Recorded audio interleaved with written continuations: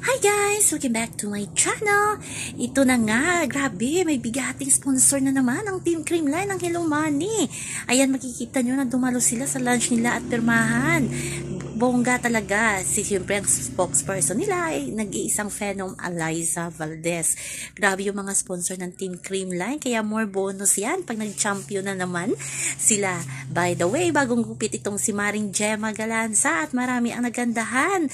Kasi daw parang bumata si Gemma Galanza at blooming ang dating sa kanyang short hair. Ayan, makikita natin dyan na okay na sina Dindon Lazaro at si Bea De Leon na sa mga bago nilang kasama. So yan guys, abangan natin ang next na laro na naman ng Team Creamline. More sponsor to come pa daw. Grabe talaga ang Team Creamline, bigatin ang Team Good Vibes. So yan naman po guys, please like, share, and subscribe my channel para ma-update kayo sa mga bago kong upload. Also remember, wag magpaka-stress.